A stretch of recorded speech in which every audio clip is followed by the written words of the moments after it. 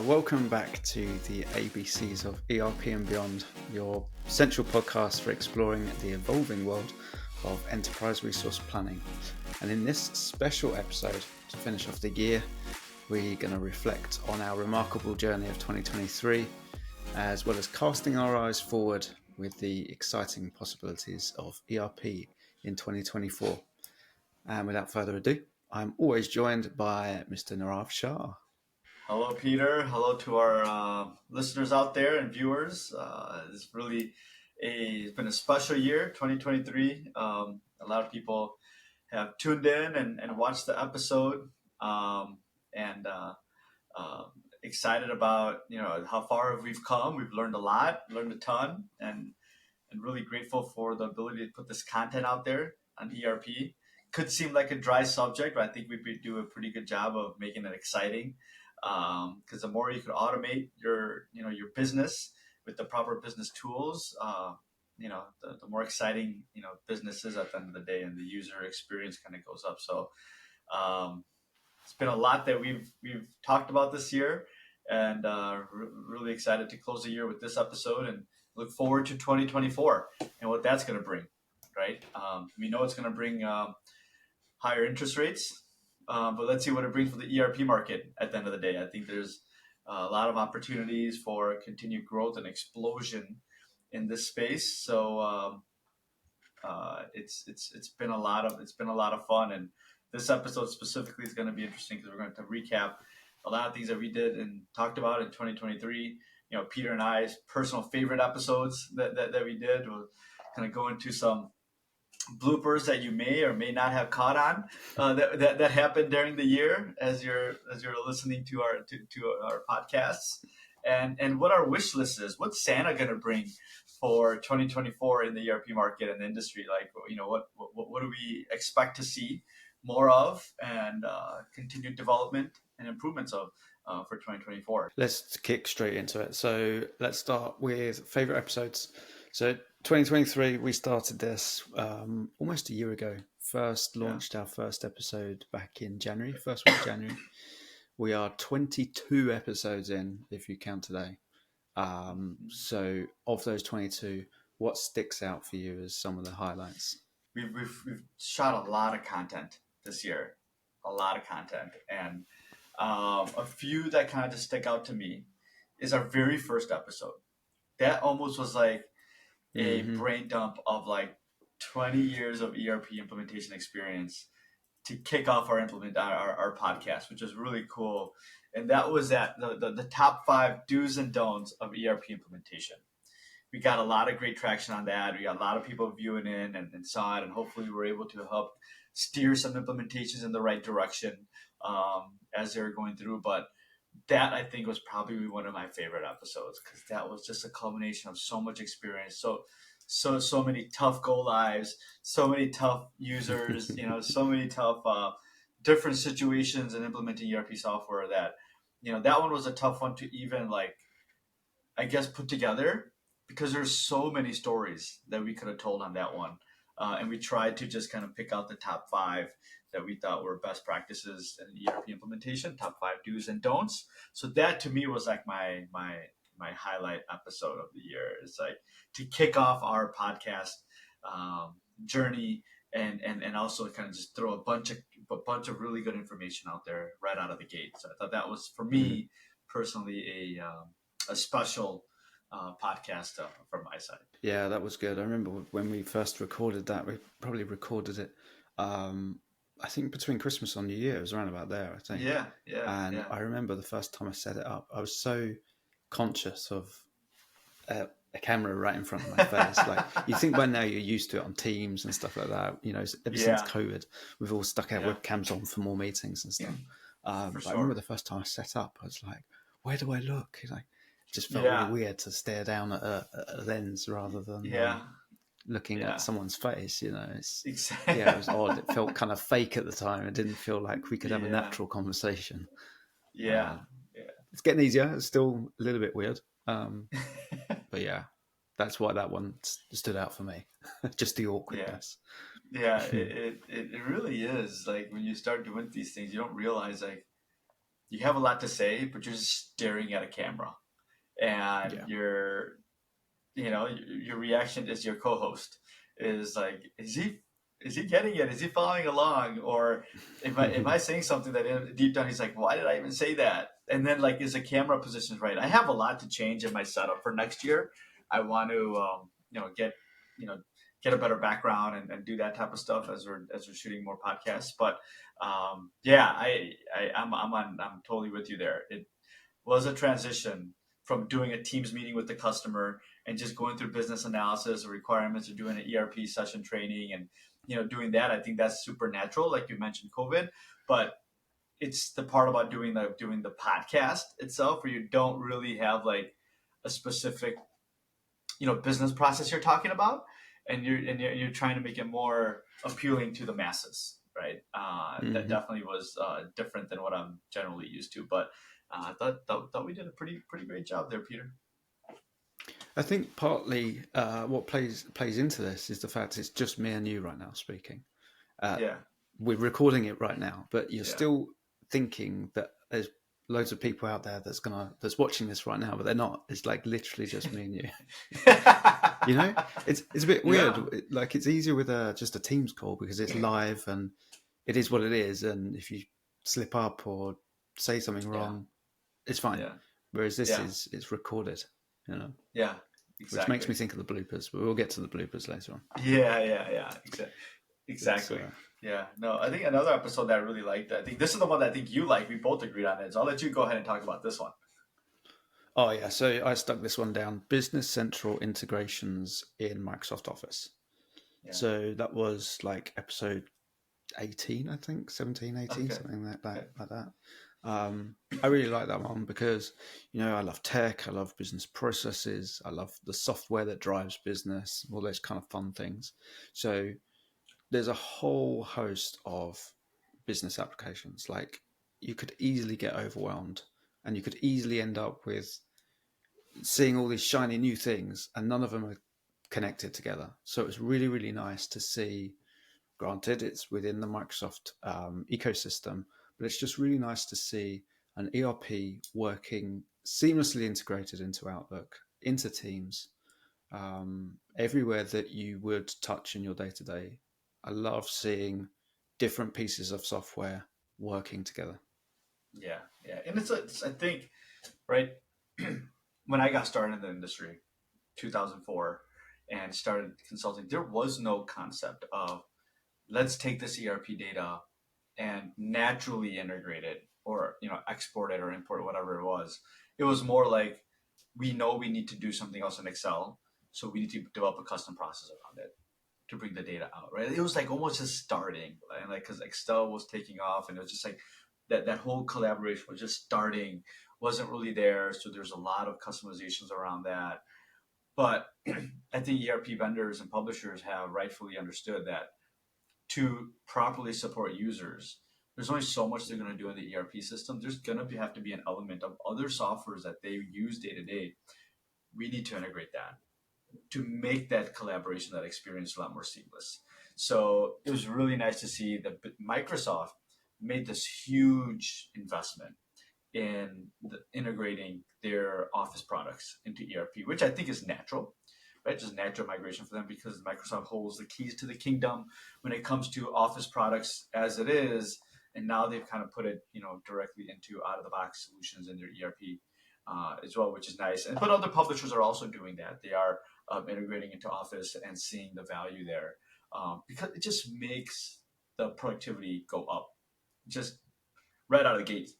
They're able to link in their Outlook. They're able to export to Excel. They're able to use Power Automate. They're able to in some ERPs. Microsoft doesn't do it yet, but there's some ERPs that have also integrated into G Suite, right, and other Mm. productivity platforms out there. So which is cool because you just can't be ERP anymore. You have to touch other solutions that businesses rely on day to day to create that seamless environment and interaction in the business. What other episodes stood out for you then? So we've got two. Let's think of a third one. I really like the last series we did, the 3-part series in manufacturing. I think that was so educational because we talked about manufacturing and how to properly implement manufacturing. Then we talked about two solutions that support manufacturing thoroughly, right? Microsoft Dynamics Business Central and then Acumatica. And we showed a demo around that, which I thought is pretty major because manufacturing is one of those areas, industries that I feel personally, it's hard to find the good ERP solution, or manufacturers are scared because they run manufacturing through third-party solutions, or they use Excel, or they have so much tribal knowledge that they're scared to move into an ERP system because there's so many moving pieces. And I really like that because it showed how you could easily jump into an ERP system if you're a manufacturer and use the tools out of the box to control your routing, control output, control material. Um, and we showed it in different ways, right, in different solutions. So I thought that one was really cool because that showed the versatile nature of ERP and how it could handle manufacturing. So I really enjoyed that specific series that we did, and we've done a ton of other series throughout the year. We did e-commerce, we did distribution, all the major usual suspects that we try to hit on. And I'm sure we're going to do a lot more of these different series and micro focus in different areas within manufacturing or even distribution to continue to expand on that. But those are, I think, for me, that was my favorite. It's like when you ask somebody your favorite episodes when you're a podcaster, it's like you have to say, who's your favorite child? Like, can you actually do that? Like, can you answer that truthfully? I don't know. I really like that series, and what's even better about that is we've literally just finished recording that 3-part series, Manufacturing Through ERP. It's so fresh that it hasn't actually been released yet, which Yeah, is great yeah, because what you've just said is a brilliant advert of why people need to return to this podcast yeah, in yeah. 2024. Because come Absolutely. January, that's when it's going to be released. So That's when it's out there. It's gonna hit the big screens. yeah. 2023 bloopers. So what sticks out to you You of have to go there, don't you, funny Peter? moments that we've had? You have to go there. One I could Do you vividly want to say remember. it? Yeah. One I vividly remember. Oh my god! Part of me is crying right now. Like when you told me that, literally, no joke. We recorded this amazing episode. Like it was, I think it was something around Excel. Avoid Excel for inventory tracking. That was the one Yeah, because we had that to. was the Yeah, one, right? Yeah, yeah. and we had so much. We were on fire that day on that episode. Like we were just boom, bam, boom, boom, boom. We had point after point, and then Peter emails. I think you WhatsApp messaged me like a day later, or like literally I think a couple hours later. Oh, by the Yeah. way, none of that recorded on what we talked about earlier, and I literally almost dropped to my knees. That was funny and sad at the same time. Before I knew what happened, and I had to message you to tell you that, I even got in contact with the platform that we use to record. So we use Yeah, riverside.fm for this. And yeah, I even yeah. got in touch with their support and said, can you have a look? Is there anything I've done? Can you check the logs? And they said, yeah, Nirav, you sent him the wrong invite link.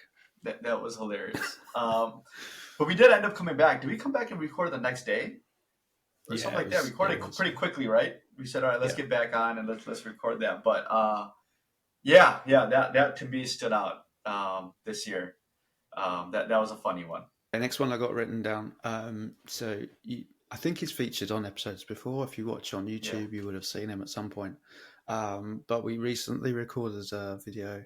I think it was episode 2. I think it was the Business Central of Manufacturing Through ERP, where we'd done perfect demonstration. Well, I'll say we. Nirav has done a perfect demonstration of manufacturing module in BC.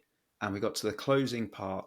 We were back to just our 2 screens, and I'd been trying for the prior 15 minutes to placate my cat from jumping up because he was hungry. So we record, obviously, Nirav's Chicago area. I'm in the UK. So when we record, it's Nirav's morning and my afternoon, and it just always coincides when my cat gets hungry.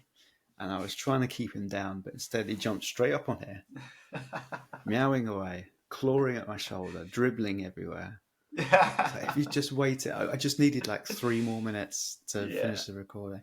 So yeah. he'll feature in the in that mini For series sure. somewhere.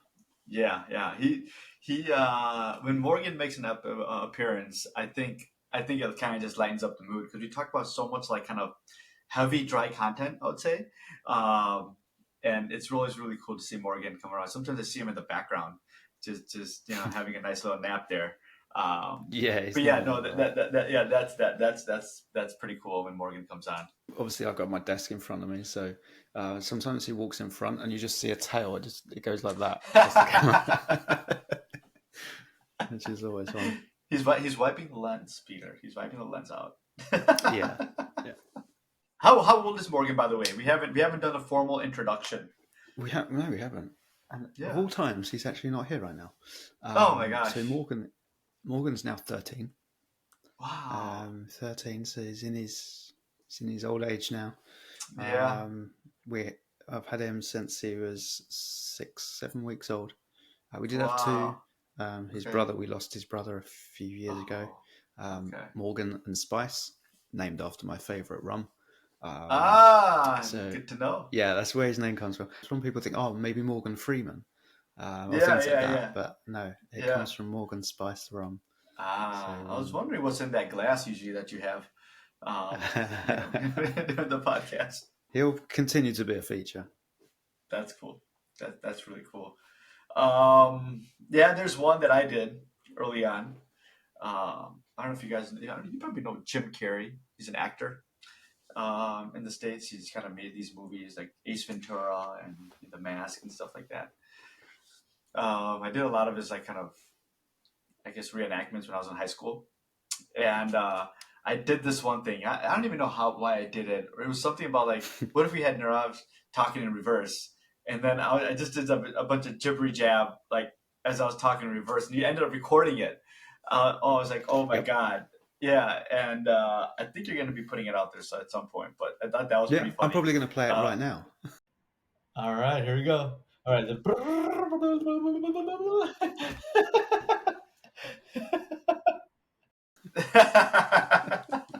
I don't think I've ever been able to do that again. That was a one-time thing, but yeah, I thought that was pretty funny.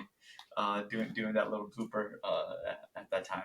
But not to say we're probably gonna ton of other bloopers coming up next year. Yeah. Um, that's what we do. Most of these bloopers are unintentional, so we're learning as we go. Peter, I mean, what can we say, right? Yep. Yep. Exactly. But overall, it's just been a brilliant journey so far. Yeah, Almost to the day. What's the day today? 16th of December. Um, yeah, this time last year, we were doing some freelance stuff together, some jet yeah, report work, yeah, and yeah, often when Nirav calls me for some jet report work, we'd then do that for like an hour and then spend another hour talking about ERP and things that we want and things that we don't like and all this kind yeah, of stuff. And I think we both kind of yeah. joked, didn't we, at the time, like, We man, we did. should have recorded that. We could have come up with a great podcast. And then we kept saying that to each other. And then we thought, well, Yeah, why don't we just do it then?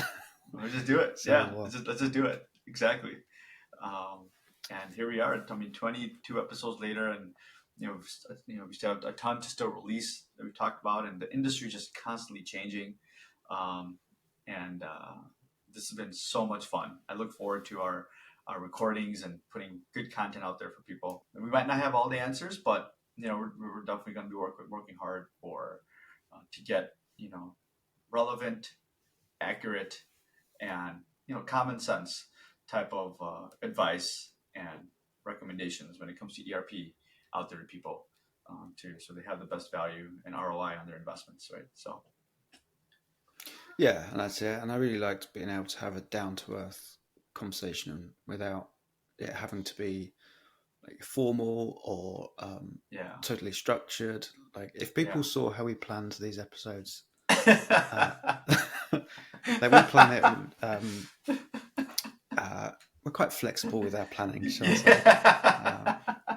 When we do plan, Yes, but I yes, think yeah, that really opens it up for just letting some of the episodes go where they need to go. Like we do a Yeah, very yeah, quick framework yeah, of some bullet points that we want to talk about, and that's it. We just start throwing at the camera, don't we? So I yeah, think that yeah. comes across. It allows it to have a bit of breathing space that sometimes you don't always get, especially in this particular industry. Yeah, yeah, So it's nice just to have that kind of informal side of talking about. absolutely. Every time we record an episode, we always think of 5 new things that we need to Yeah, record. I know we really need to do some stuff on Power BI. Um, we do, we do. we keep We'll saying get that. there. We'll get there. Yep. But that leads us on to looking ahead. So outside of the podcast, in general, in the ERP space, what are the things you're looking for or looking forward to in 2024? I have a few things. I know, Peter, you've written down some really nice items that would be nice to see progress there. One of my items that I have here is more dashboards. Dashboard reporting always requires third party, requires internal resources, external resources to get done because ERP data is more or less transactional, right? You just have a bunch of the ERP data just holding a bunch of transactions. But what do you do with that data, right? How does a business move forward with that data, right? And with the advent of like a ton of other like nice kind of reporting tools out there now, I'd like to see ERP publishers create more dashboards, make the ERP data, right, the way the data is stored more flexible to create these dashboards, right? Sometimes the ERP data is in a way that is not conducive to dashboard reporting, right? That happens as well. So I really want to see a lot more focus on it because always sometimes all publishers they get caught in this trap of we need more features and functionality. Yeah, that's great, but what about releasing a nice dashboard, right, at the same time? Because that is where you're taking that data, that feature and function that you're putting in, and then it actually displays, and you can make business decisions out of it, right? So that's one thing I want to. I'm really hopeful to see more of that out there, the dashboard reporting side of it, and that's going to increase user adoption across the board for ERP users. So I think that's pretty cool because everyone's visual nowadays, right? Very rarely do they want to see just flat file CSV, table type of formats. They want things kind of popping out. They want the data kind of telling them what they should do instead of them having to hunt and peck for that information or kind of run any pivots or run things in analyze mode or whatever it is to get to what they're looking for, right? They want, and this kind of is going to go to another kind of major topic this year, right? AI. I'm sure you're going to touch on, Peter, is how that's going to help with that whole reporting side of it. But I think for me, as dashboards, I really want to see dashboards be improved and more of them out there to um, really see value in the ERP system. I like this because I think this has always been a bit of a knowledge gap. It's something that we don't really teach in schools, and that's data visualization. And we're getting to a point where we've got people that are not experienced of putting good data visuals together, yet we're giving them tools to make it easier than ever to put data visuals together. So Yeah, I think that we're going to see this requirement as new, I wouldn't say new skill set, but a skill set that hasn't had as much exposure, which is the skill of putting together well designed visuals, like yeah, uh, the right type of graph, not bombarding the end user with cognitive load on some of these graphs, not using pie right, charts. right, right. Sorry, I have to say that every single time. Just never use pie chart.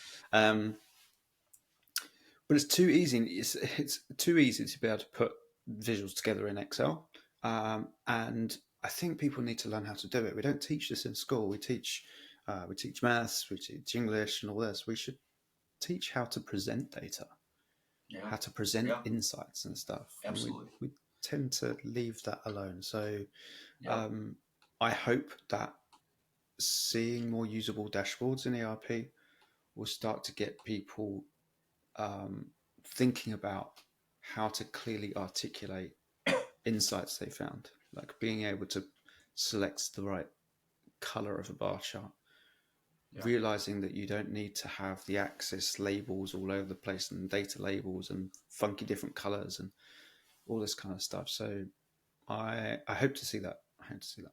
That leads on to one of my points, actually. ERP tends to have always been a financial tool first, and then the rest of the business kind of fits around it. But we're Yeah. starting to see more development in some of these other modules. We've already said we've just shot a three-part series on manufacturing through ERP. We've done inventory control in ERP. We've done returns, and it's really good to see that other departments within a business are being thought about more and more, and how they can interact with an ERP on a day-to-day basis, rather than it just be a way of consolidating finance from Yeah. transactions and financial reporting. Looking forward to seeing these kind of areas develop in ERP. Yeah, no, absolutely. I think that's right on. I think you could see parts of all that like kind of starting to get traction now, and really focus on what the user feedback has been. But I think we're going to see more and more of that in 2024, and excited to talk about that as that comes along next year, and show examples of how that these different dashboards and tools that are being created is going to help increase user adoption, get better feedback on the business, increase profit margins, and profitability. I think that's what it all comes down to, right? A really nice return on investment in the system, based on the system for your business, essentially. I think one thing that you put here, Peter, that I also really also agree with is development of better mobile functionality, right? Is to get that mobile device, right? And the cell phone is used universally across the whole world. Apps, of course, right? What's kind of lagged a little bit is the ability to do transactions, ERP transactions on the mobile device, right? There's always a need to use an industrial device on like a warehouse setting or stuff like that. But the ability to now integrate more of that on a cell phone, essentially, as you're walking down the warehouse floor, right? Imagine you're a COO, you're walking down the warehouse floor, and you want to know how much inventory you have of a certain item. For example, as you're walking down the floor, pull out your own personal device, scan it, right? And the scan should know automatically to open up, let's say, Business Central, take you to the item master and show you how much inventory you have, right? Getting that intelligence built in, right? So you get that feedback very quickly through the mobile device. So where you don't have to wait, oh, I have to go find a terminal on the floor, and now I have to go and punch in the item number and see what I have, essentially. So, stuff like that. I think there's so many more use cases, and maybe we should do an episode, ding, ding, ding, about mobility of ERP, and how to better leverage mobile applications when it comes to ERP. But I think that's one that you put on that I fully agree with, is better development around the mobile side to get that interaction. Yeah. I recently saw a video of the announcement of the BC for mobile version 4.0. You need to be on BC Wave 2, October 2023 release, to be able to fully utilize the 4.0 mobile support. But there's some really cool things, especially with barcoding. Barcoding is now a lot more native. It's been integrated everywhere. All different types of barcode format are in there, 2D and 3D type barcodes. So you could have your whole warehouse done in QR code, no problem at all. Yeah. So yeah, I'm really interested to see this being adopted. I think that's going to be a huge improvement. So yeah, BC, Acumatica, and a bunch of other publishers out there as well. I'm sure they're investing in this and trying to get out to better, experiences to their users. Because I think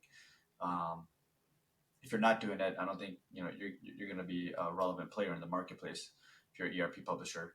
So I'm excited to see it's like the race of who could get more mobile quicker in the ERP space. So I think that just these are for better options for the consumer at the end of the day. So which is really nice. I think the last one here, I think we both could agree on strongly, and maybe we save the best for last, as they say. More native AI and machine learning functionality. I mean, that just AI has done this year is just mind blowing. When Microsoft announced the $13 billion investment in OpenAI, I thought, well, here we go. now we're on to some serious stuff because I was never too sure, and you had people saying, "Well, it's going to change the technology world as much as the internet did," and things like this. But it was only really until Microsoft did that. Um, Before that, I was just playing around with ChatGPT. We all were. November 2022, and then at the start of this year, when they announced this kind of partnership and huge investment from Microsoft, and then Microsoft started to really start developing what they're calling Copilot. Um, like there's a Copilot everywhere. Like you get a Copilot, Yeah. you get a Copilot, you get a Copilot. But The but Oprah it's effect. yeah. But I really like this from an ERP standpoint. Um, as I said, from a Microsoft point of view, everything's getting a Copilot. Um, Ignore the confusing pricing models they're coming up with, but if you do have Copilot in these day-to-day apps, it's so powerful. Like you just got to watch Oh, these videos of it being used in Teams and how it can summarize meetings and generate brainstorm ideas for an action plan or takeaways. Or I'm hoping to see this in the ERP world. hmm I think it's going to be really good for certain things that have always been a bit of a time sink.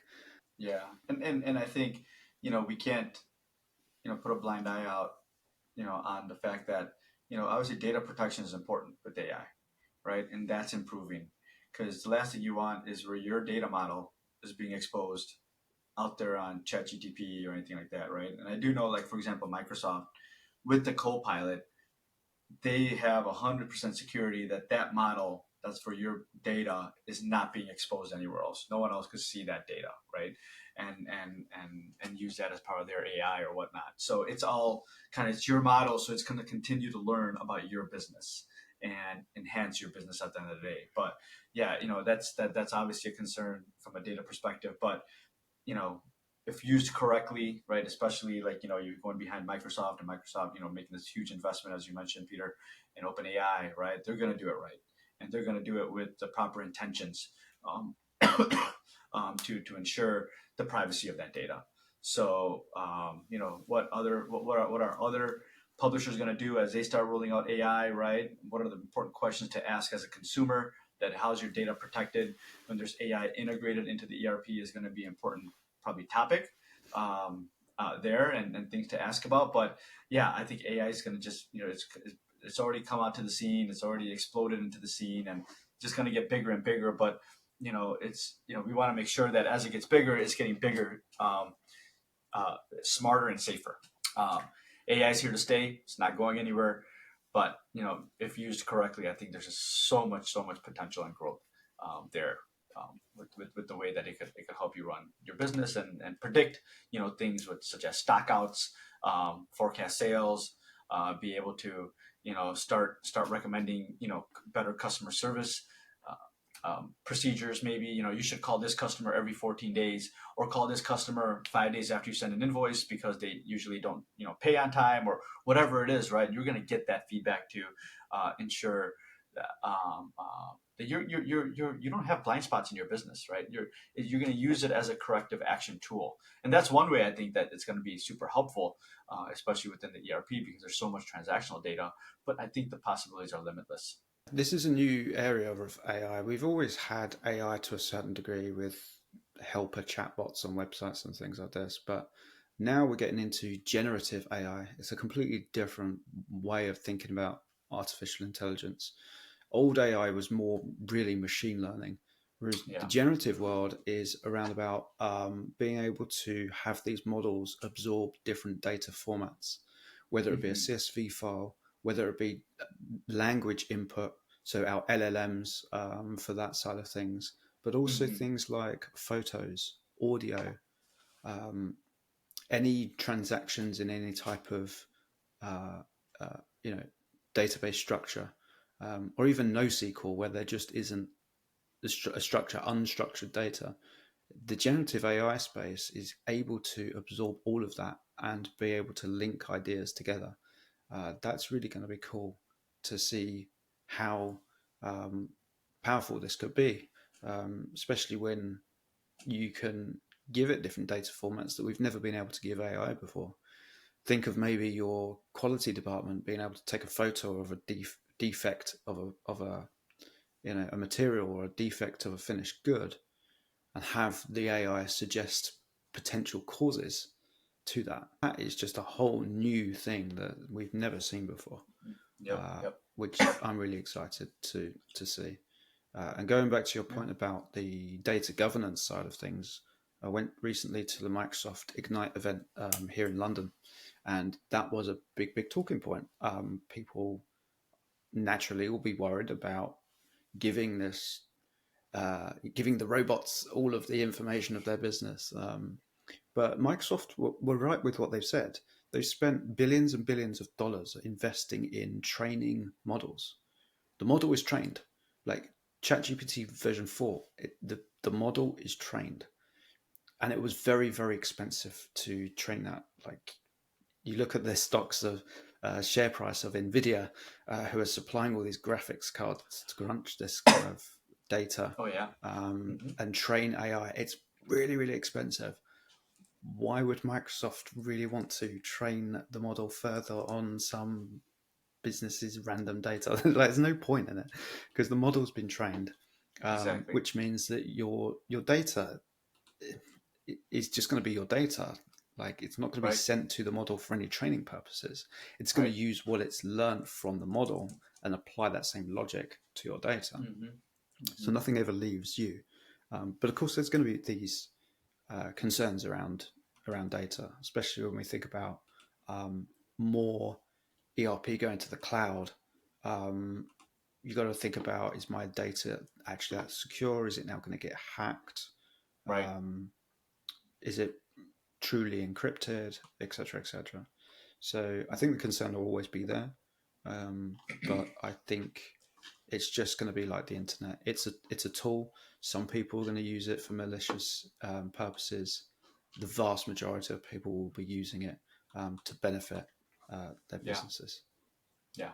Yeah. Agreed. Agreed. I think that's exciting. Let's see what the future holds and how much investment these publishers do into AI. But I think there's a lot of opportunity there. Yep, and I'm sure we're going to have lots of episodes as we see what Microsoft do. I really want to get onto this space. I want to fully embrace Microsoft Fabric. Yeah, I love it, love it. I want to see Yeah. Copilot in Power BI. I want to use Yeah. Copilot on in Visual Studio Code. I want it everywhere. I want a Copilot for everything. I just don't know how much money that Microsoft want for that. Yeah. A lot by the looks of it at the moment. Right. Right. Yeah. Yeah, it'd be interesting. I mean, I'm sure we're going to talk about. We'll do episodes about it if we can start getting working environments up.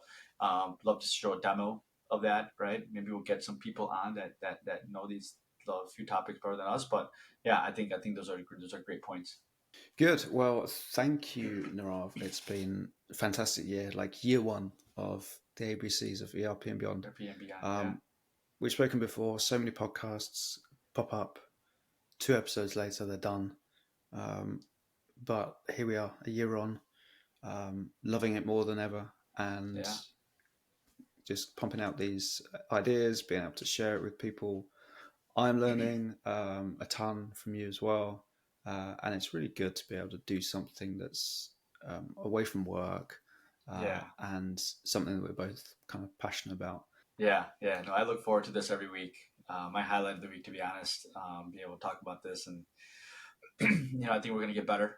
We're going to have guests on that know more than we do, and it's all about content and giving it the right content back to people that are starting to make the journey into the space, that maybe are veterans but want to pick up a specific topic that they're not familiar with. Are the name of our podcast says it all, the ABCs of ERP and beyond. So we'll talk about all different things about ERP and all different levels.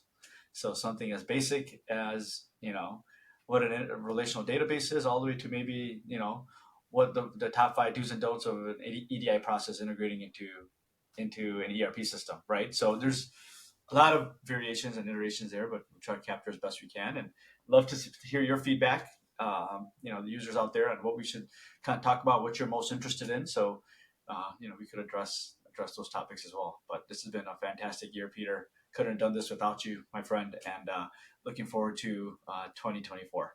And that's it. That's us done for the year. Year one, ABCs of ERP and Beyond, tick, complete. Boom. And if if I don't speak to you before, happy holidays. Have a wonderful Happy time. holidays. Yeah. And yeah, we'll get straight back to it in the new year. Well, until Great. next time, Absolutely. signing off. Have a good one. You too, Peter.